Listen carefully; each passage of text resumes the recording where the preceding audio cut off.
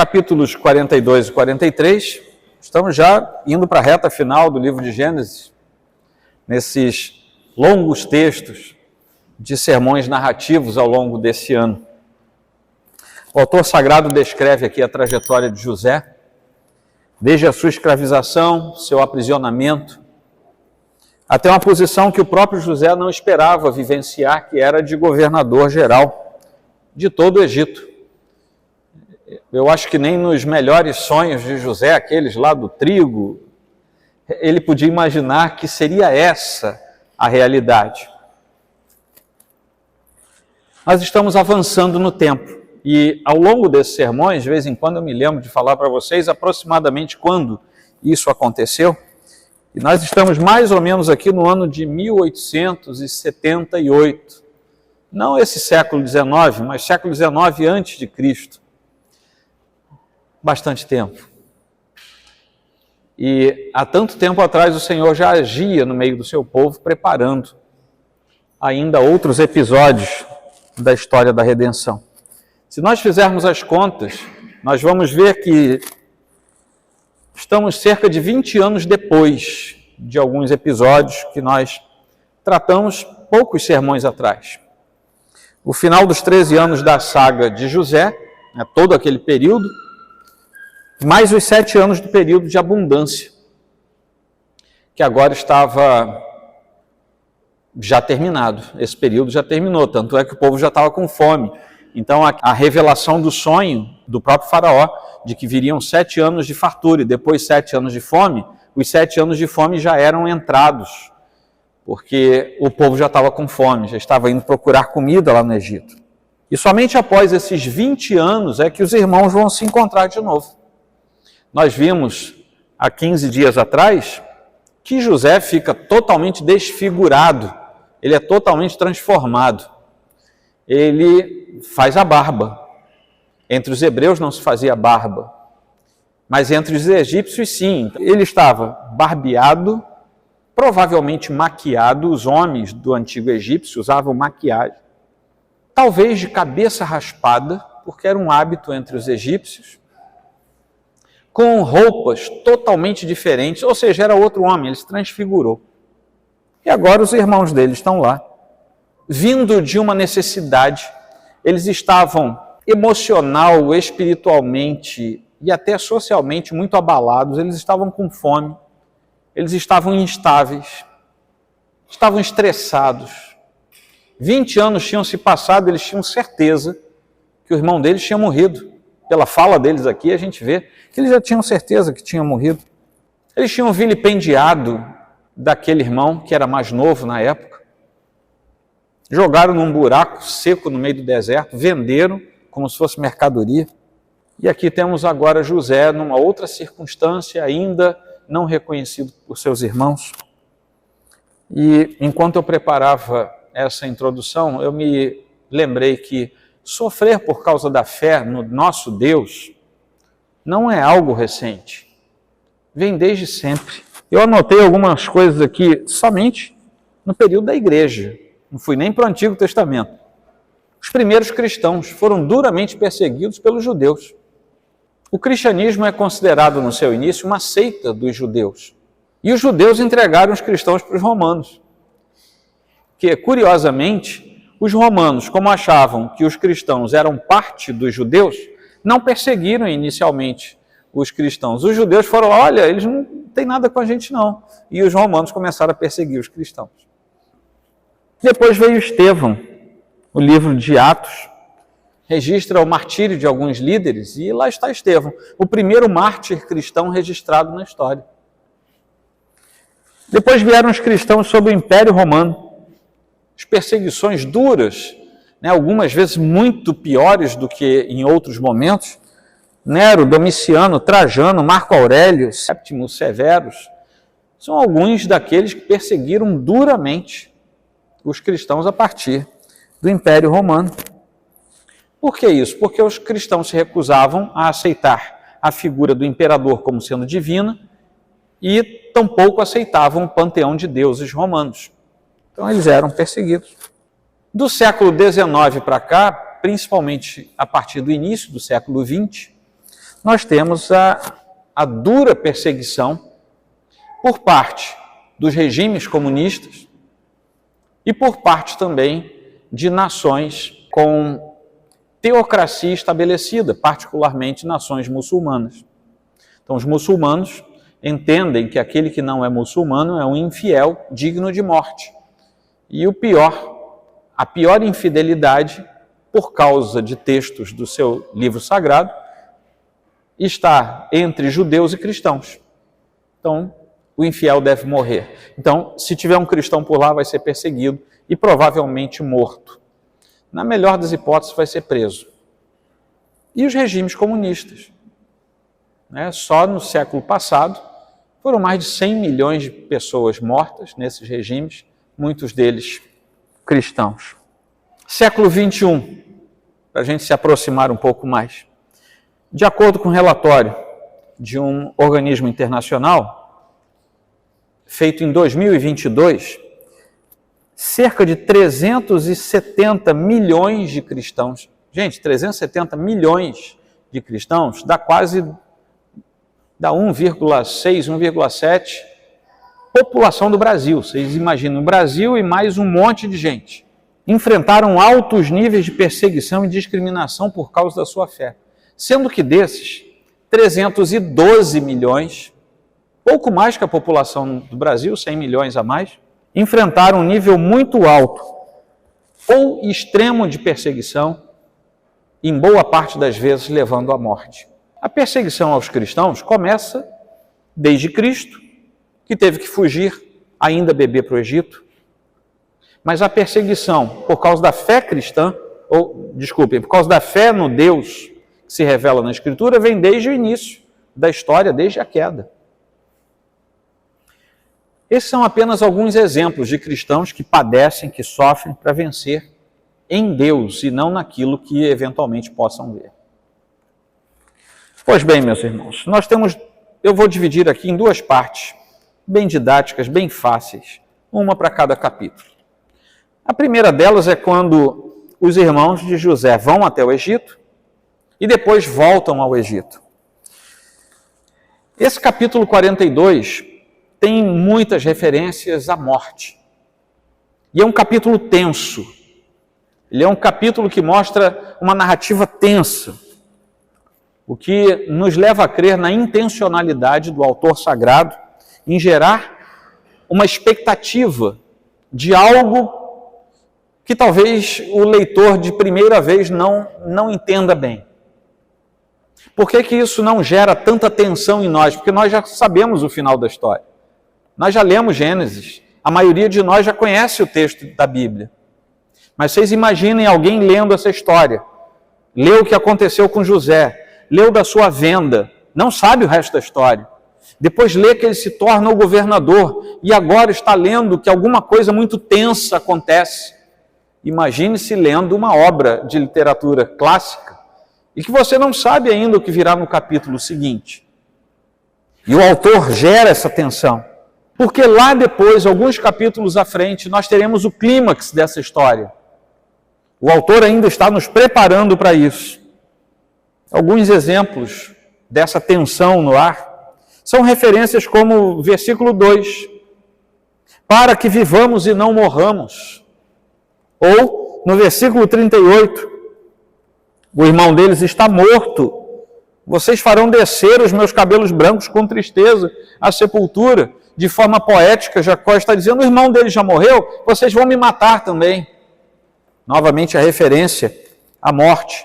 E todas essas referências nos ajudam a perceber que havia um grande desespero naquela família, que já era um clã bastante numeroso, por causa da fome. Fome faz ser humano entrar em desespero. Fome faz ser humano comer o que não comeria se não estivesse padecendo de fome.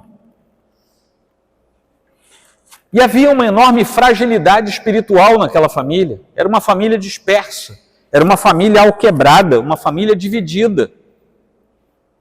E nesse capítulo, Jacó parece começar a substituir no texto o seu favoritismo de José pelo favoritismo de Benjamim. Então Jacó, ao invés de corrigir esse problema que ele tinha como pai de tantas famílias que se formavam, de tantas tribos que iriam sair dali, ele simplesmente transfere o seu problema de um para o outro. Jacó ainda não tinha corrigido esse problema. Rúben, que já tinha perdido a primazia de ser o grande líder dos irmãos, era o mais velho de todos, naturalmente seria o líder. Aqui, quando ele vai interpelar o pai, ele fala: mata meus filhos se tiver algum problema. Vejam bem como é que ele fala. Ele não fala: eu entrego a minha vida.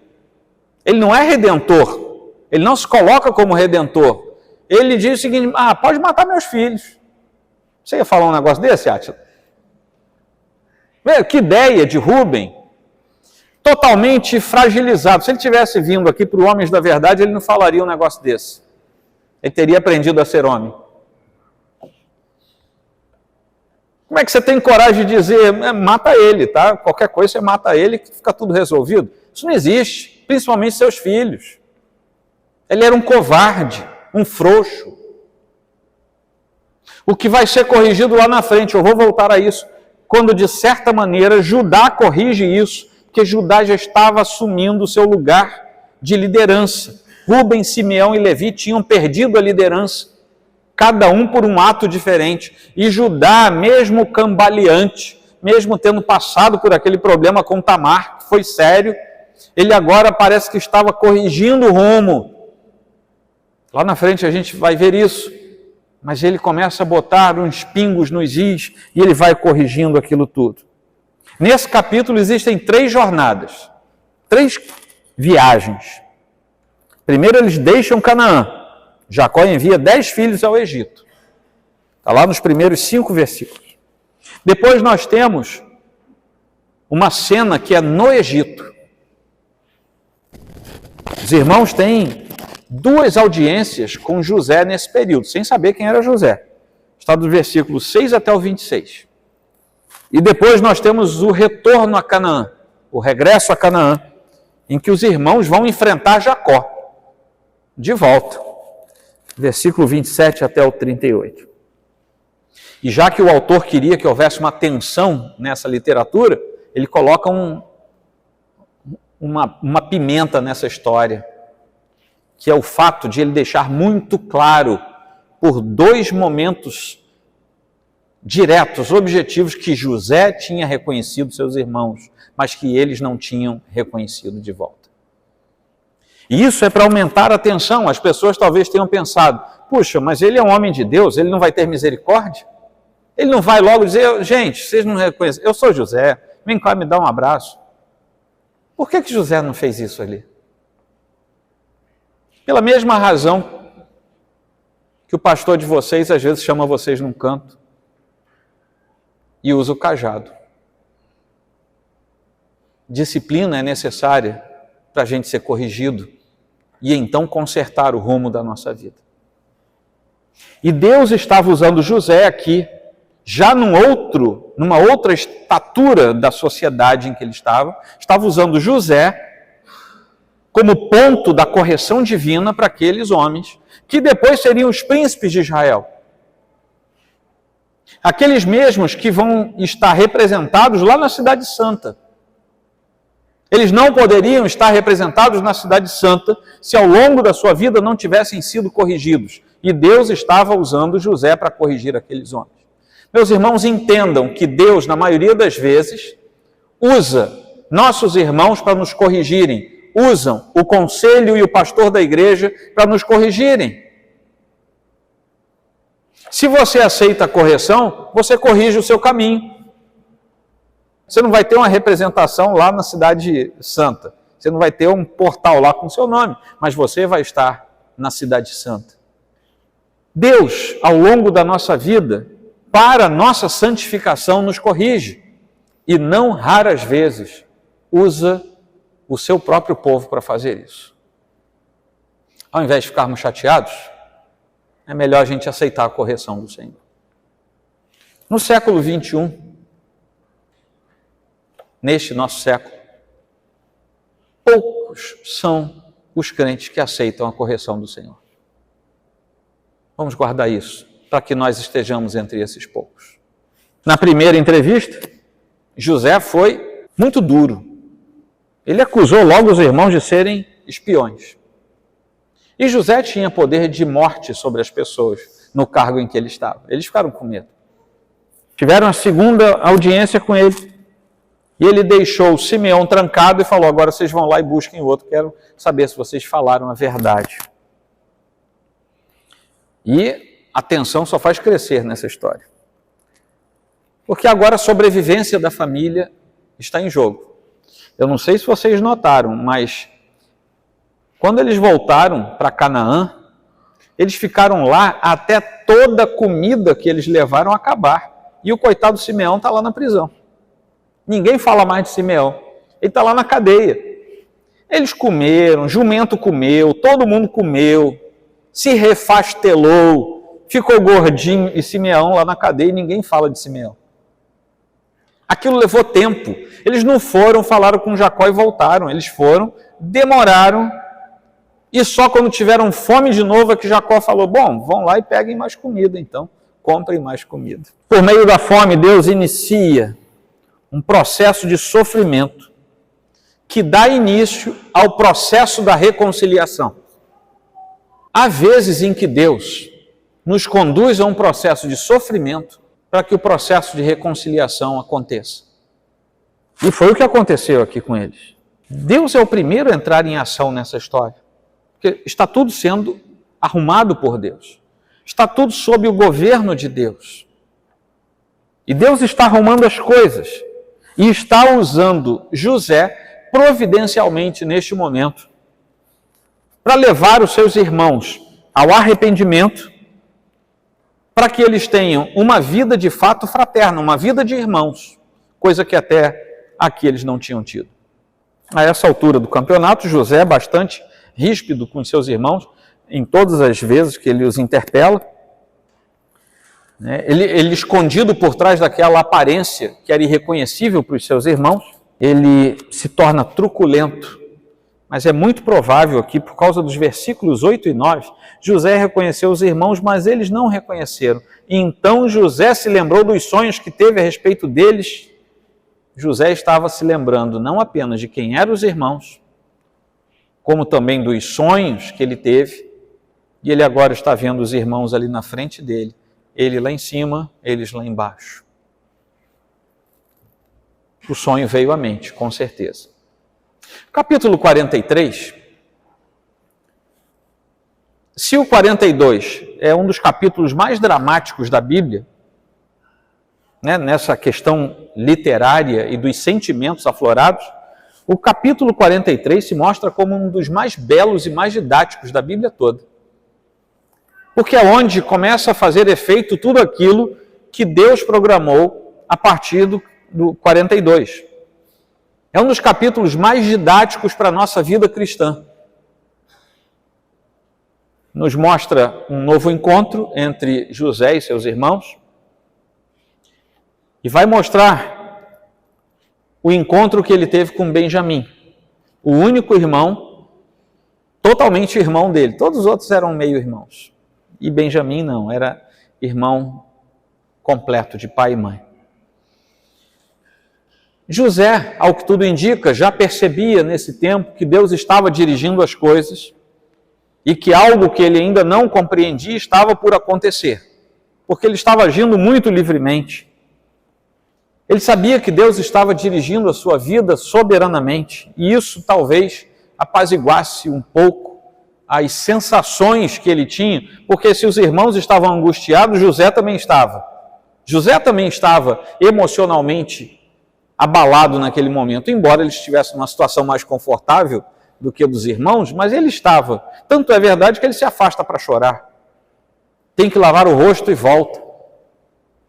Na verdade, Deus estava preparando o Egito para receber toda a família de Israel, porque num futuro, historicamente não tão longo, mas para uma pessoa, num futuro distante, se não fosse a porta aberta do Egito, toda a estrutura da família, da fé, da família que Deus tinha programado para ser aquela da qual viria o Salvador, poderia morrer de fome. Deus estava preparando o Egito e fazendo isso através de José. No entanto, todo mundo que vinha da casa de Jacó estava deformado na sua vida com Deus. Era necessário equalizar tudo isso e Deus usa José para fazer isso. E nesse ínterim, mais uma vez, nós vemos a ação de Deus controlando todas as situações vividas numa família eleita, como era a família de Israel. O Deus dos patriarcas, através agora de José, se demonstra como um Deus misericordioso, lá no versículo 14, como um Deus provedor, versículo 23, e como um Deus totalmente gracioso, versículo 29, que estava agora trazendo paz e harmonia sobre uma família totalmente dividida, rachada, sem prazer nas coisas de Deus. E aquela família estava sendo agora consertada, porque era a família que herdaria a promessa do próprio Deus. No entanto, eles não viviam como filhos de Deus. Eles precisavam ser corrigidos por Deus, colocados nos trilhos, a fim de que aquele povo se materializasse no tempo e na história como um povo genuinamente de Deus. Quando chegamos aqui a esse capítulo 43, nós vemos mais viagens de ida e volta ao todo. Nesses 2 capítulos, são 5 viagens de ida e volta. Até o Egito, né? Entre Canaã e Egito. No capítulo 43, nós vamos ver alguns episódios interessantes, quando os irmãos, que parecem caminhar gradativa, lentamente em direção a uma reconciliação, parece uma coisa progressiva, a gente vai lendo e vai percebendo, na pena do autor, que alguma coisa está mexendo, eles começam a se lembrar de coisas, eles começam a se lembrar do que fizeram, eles começam a dizer, a gente está pagando pelo que a gente fez há 20 anos atrás. Meus irmãos, pecados guardados e escondidos não desaparecem da consciência. Havia 20 anos que aqueles irmãos tinham pecado contra José e contra o Deus de José. E aquilo começou a martelar, eles não reconheceram José.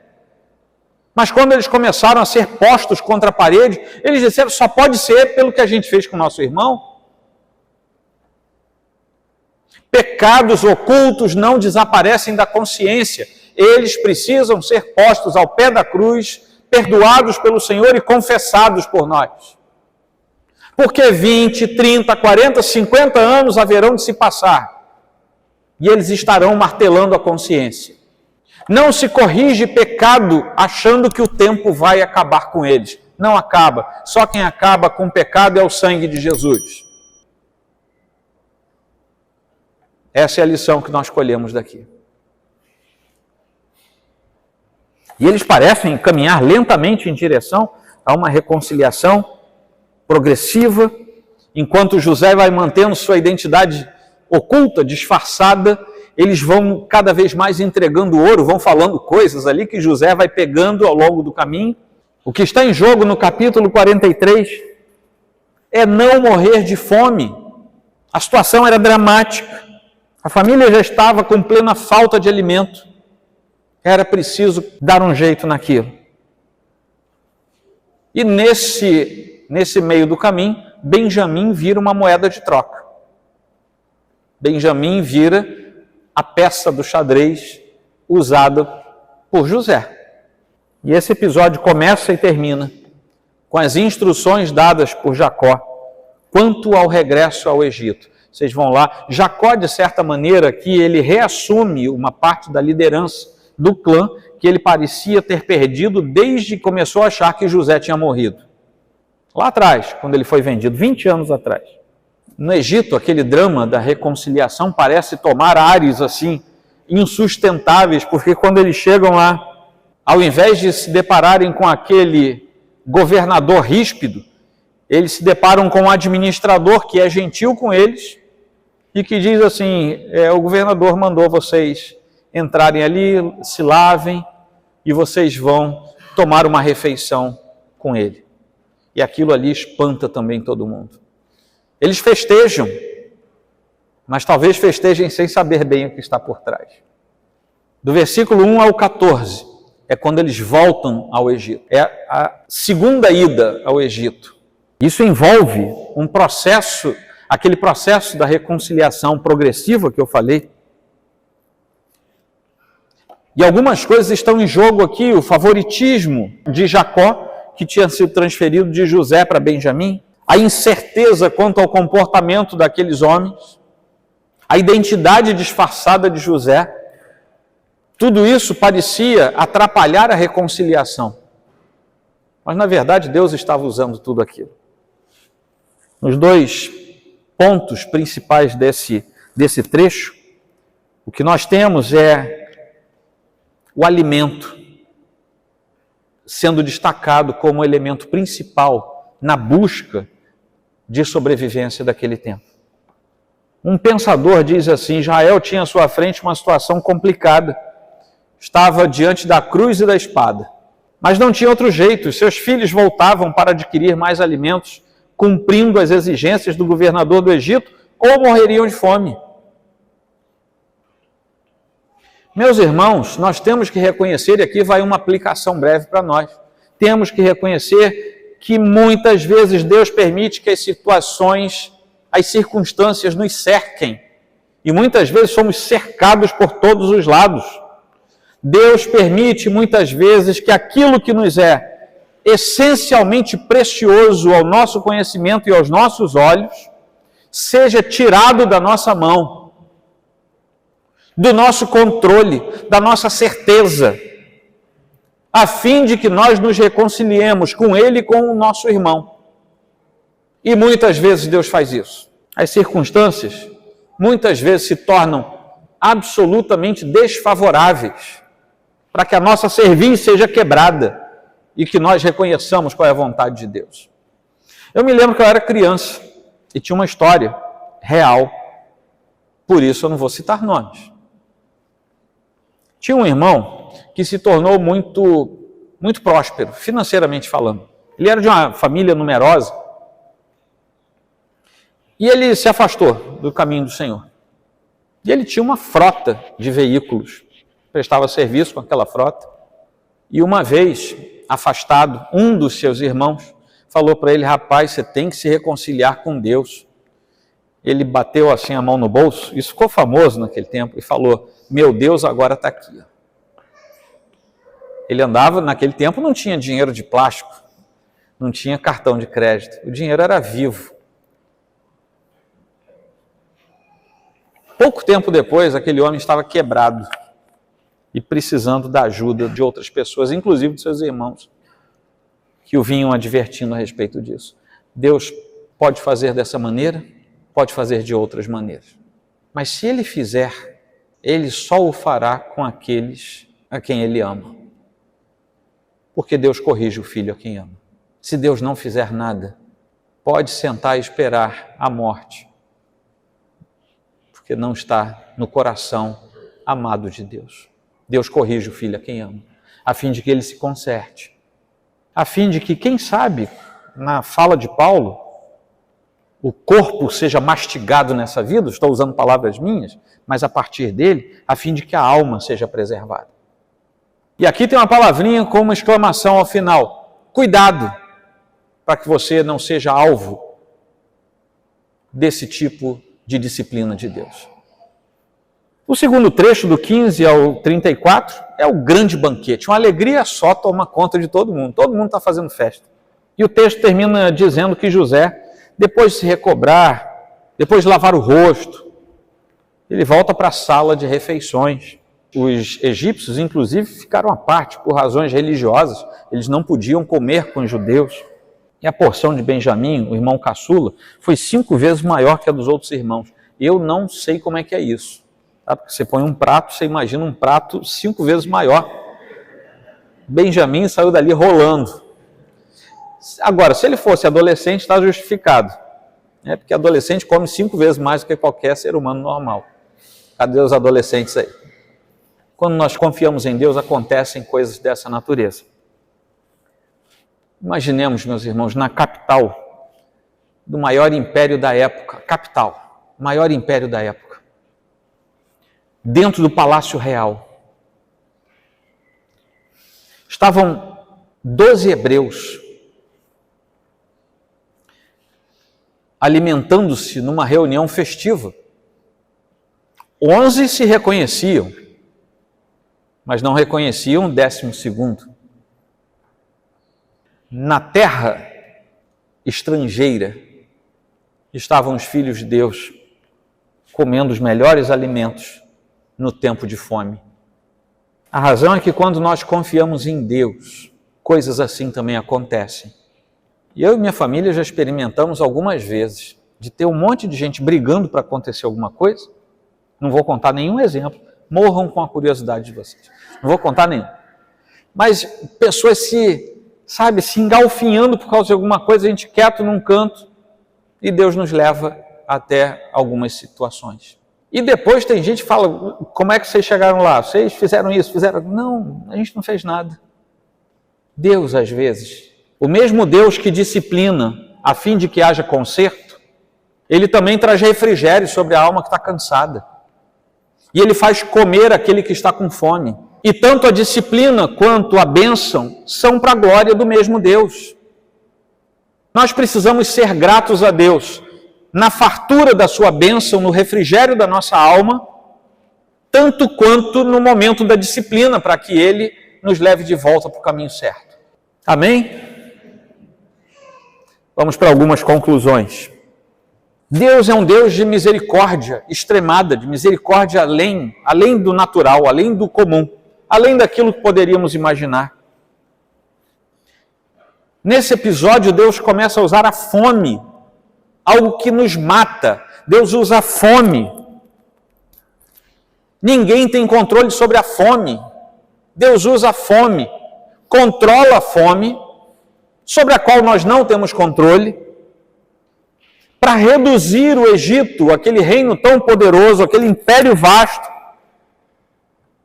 a tal ponto que o seu povo poderia entrar lá e ser exaltado pelo mesmo Deus que estava fazendo tudo aquilo. Aquele discurso duro de José é parte da misericórdia de Deus. A fome é misericórdia, o discurso duro de José é misericórdia de Deus. O mesmo Deus que usa tudo isso para testar, para punir, para corrigir, para ensinar uma família que estava dispersa, espiritualmente falida, quebrada, dividida. Quem está diante daqueles 11 homens é aquele que eles achavam que estava morto. Não estava morto, ele estava vivo. E ele estava vivo, não sendo morto, para que eles que morreriam não morressem. Deus é Deus de misericórdia. Eles estavam ali sofrendo com uma culpa escondida na sua consciência. Estavam se sentindo alienados de Deus, alienados do seu próprio pai, a quem tinham enganado durante 20 anos. Não sei se vocês prestaram atenção, eles estavam enganando Jacó, já tinha 20 anos. Porque Jacó achava que José tinha morrido. Por causa da ação deles, eles que levaram uma túnica suja de sangue. Através da fome nesse episódio, Deus inicia o processo salvífico, forçando a família a confrontar o seu passado e a serem confrontados uns contra os outros. José se torna inflexível. Ele não se dá a conhecer, ele se torna inflexível. Ele é o governador. Ele pode fazer aquilo. Ele prende Simeão no Egito. Isso faz com que os 10 outros, se lembrem de como eles trataram José. Isso acontece lá na história, eu li para vocês. Eles começam a se lembrar, puxa, olha o que a gente fez. Ele nos pediu para a gente não fazer isso, ele estava angustiado nos pedindo para a gente não fazer, e a gente fez, imagina o que ele sentiu. E aquilo começa a corroer aqueles homens por dentro. Pela primeira vez, eles reconhecem que Deus estava, de alguma maneira, agindo sobre a vida deles. E, de alguma maneira, eles começam a prostrar os seus próprios corações. As suas consciências parecem ter sido liberadas, despertadas naquele momento. E começam a confessar a sua culpa, ainda no capítulo 42, eles começam a confessar a sua culpa, começam a demonstrar que estavam temendo a Deus, e depois eles assumem a responsabilidade de resgatar Simeão. Não vamos deixar Simeão morrer naquela cadeia. Tudo bem que levou tempo, mas eles se comprometem a fazer isso. Se responsabilizam em proteger Benjamim de qualquer dano. E quando eles voltam para Jacó, eles demonstram pela primeira vez sensibilidade com as emoções do seu pai, já velho agora, de tal maneira que as sensações de Jacó fossem amenizadas, porque eles estavam chegando com uma notícia muito ruim. Um dos teus filhos está preso, um já morreu, tem 20 anos. Né? Todo mundo achava. Olha, teu filho ficou preso e o governador mandou a gente levar o mais novo, senão o outro não é solto. Jacó, obviamente, pensa, quem me garante que o sujeito que eu nunca vi na vida, o governador daquele império, vai liberar Simeão e depois vai devolver Benjamim? Quem me garante? E quando aqueles homens confessam a culpa, eles não sabiam que José sabia o que eles estavam falando, porque até então José falava com eles através de intérprete. Você que fala outro idioma, cuidado. Você fica falando com os outros aí e tem gente por perto que entende o que você está falando. Como dizem por aí, você paga mico. Foi isso que aconteceu. Também por meio da fome é que José vai subir ao governo daquele império. Porque foi a advertência da fome pelos sonhos de Faraó que fez com que Faraó, depois de saber da interpretação dos sonhos, colocasse José naquela posição. Pela fome, José se torna governador. Pela fome, os irmãos estão sendo restaurados. Pela fome, Israel e a sua descendência serão preservados. Cuidado para não trazer maledicência sobre os momentos difíceis, porque talvez eles sejam trazidos a você por Deus, que está olhando lá na frente, enquanto a gente só olha aqui. E nós temos no capítulo 43 duas facetas do pacto, da aliança. Uma pelo lado de Deus, outra pelo lado dos filhos de Israel. São as duas faces dessa moeda da aliança. Como eu já falei para vocês, Deus aparece aqui como misericordioso, providente e gracioso. O mesmo Deus dos pais, dos patriarcas, traz paz a uma família dispersa, como era aquela, e por meio de uma providência que podia parecer ambígua naquele momento, porque, meus irmãos, nenhum deles imaginava o que estava acontecendo. Eles estavam dentro da história. Eles não imaginavam o que estava acontecendo. Mas José, o que tudo indica, já percebia que Deus estava agindo. Os irmãos parecem verdadeiras peças de um jogo, né? Peças de xadrez, num jogo que pelo menos 3 eram interessados. O poder que Deus despejava sobre eles através da fome. Então a fome era uma das peças. O próprio Jacó, que inicialmente se recusa a permitir algumas ações, mas depois ele é instado a isso, principalmente a descida de Benjamim até o Egito. E o próprio José, que começa a insistir para que Benjamim vá até o Egito, e isso suscita toda a atenção daquele período. José tinha informações privilegiadas. Ele sabia de coisas que os outros todos, nem seu pai, tinham conhecimento naquele momento. O povo aí que mexe com segurança sabe que informações privilegiadas valem ouro. E era isso que estava acontecendo ali.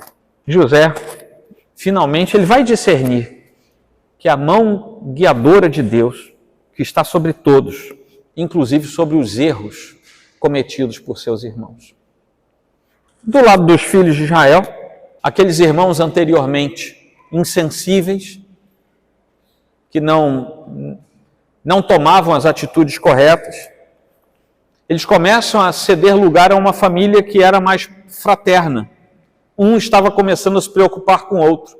Um começava a querer saber se conseguiriam livrar alguém da cadeia, se o outro ia sobreviver, coisa que parece que anteriormente eles não ligavam. E aquela ideia de uma integridade familiar começa a acontecer a partir dali. Esse é o cenário. E nós temos diante de nós essas conclusões. As misericórdias de Deus vão além do que podemos imaginar. E o pacto tem dois lados para serem observados. O lado de Deus é perfeito. O nosso lado, às vezes, funciona a partir da correção de Deus. O que nós podemos levar para casa? José tinha chegado ao Egito antes dos seus irmãos. E agora eu estou aplicando para nós. Foi levado para lá como elemento da salvação de todo o povo de Deus. O povo da promessa precisava de alguém que providenciasse os meios de sobrevivência, já que Deus não falha e Deus haveria de levantar os meios para isso. Jesus Cristo chegou antes de nós. Assim como José chegou antes dos seus irmãos, Jesus Cristo chegou antes de nós. Providenciou todos os meios para que a nossa vida não fosse apagada da história, mas Ele nos deu os meios para nós termos vida e vida nele. José foi quem salvou Israel da morte e da fome. Jesus Cristo foi quem nos salvou da morte, da fome espiritual e nos deu vida eterna. Aquilo que José fez em relação aos seus irmãos é uma história tipológica daquilo que Jesus fez por nós. O que nós precisamos hoje é reconhecer o que Jesus fez e reconhecer no poder do Senhor. A segunda aplicação é que Judá é a primeira pessoa da Bíblia que oferece a vida em lugar de alguém. Ele não chegou a oferecer a própria vida, mas metaforicamente sim, porque ele oferece a sua liberdade em troca de Benjamim. Se por um lado Rúben diz, mata meus filhos, por outro lado Judá diz, se for preciso eu fico no lugar dele, para que ele seja livre. É o primeiro exemplo na Bíblia de alguém que se dispõe, por causa daquilo que Deus impõe ao seu próprio coração, de ficar no lugar de alguém, de ser o substituto de alguém. E Judá faz isso. Judá está assumindo cada vez mais a primazia como aquela tribo que seria a tribo do comando do povo de Israel. Numa leitura indireta, nós podemos entender que isso também é uma tipologia clara de Jesus Cristo, que depois é aquele que diante do Pai se coloca em nosso lugar a fim de que nós tenhamos a salvação. Se Ele nos libertar, nós seremos verdadeiramente livres. Se o Filho nos libertar, nós seremos verdadeiramente livres. Não foi o que Judá ofereceu, eu fico no lugar dele para que ele seja liberto. Só que o Senhor Jesus foi além. Ele não apenas se ofereceu para ficar no nosso lugar, ele se ofereceu para morrer em nosso lugar. E uma vez mais, isso vai ser encenado hoje aqui na ceia do Senhor. Terceira aplicação. O sofrimento pode ser uma janela aberta pelo próprio Deus para o conserto e para a reconciliação. Isso foi o que aconteceu com os filhos de Jacó, os irmãos de José. Reconciliação, conserto, para com Deus ou para com seu irmão. Amém? Hoje é dia de ceia. Se houver algo contra o seu irmão, antes, conserte. Se houver algo a ser colocado no lugar na sua vida com Deus, antes, conserte. Não espere a mão de Deus pesar. Faça antes disso. Finalmente, última aplicação. Estamos nos preparando aqui para ver os irmãos, como já estamos praticamente vendo, os irmãos quase deitados no chão na frente de José. Aquele que foi desprezado será honrado. Assim também um dia todo joelho se dobrará diante do Cordeiro Santo de Deus. Olhamos hoje para o mundo e talvez não tenhamos 1/3 do mundo que já ouviu falar de Cristo. E desse 1/3, talvez não tenhamos 20 ou 30% de verdadeiros filhos de Deus. Mas o fato é que todos os seres humanos de hoje, de ontem e que ainda virão a existir, terão seus joelhos dobrados, querendo eles ou não. Isso talvez não seja algo literal de nós vermos alguns bilhões de pessoas dobrando os seus joelhos. Isso quer dizer que todos haverão de reconhecer quem é Jesus Cristo. Tendo crido nele nesta vida ou não, tendo sido fiéis a Cristo ou não, todos se dobrarão diante do Senhor. Debochando ou zombando dele, todos se dobrarão diante do Senhor. Seguindo o Senhor ou não, todos se dobrarão diante dele. O convite nesta noite é muito simples.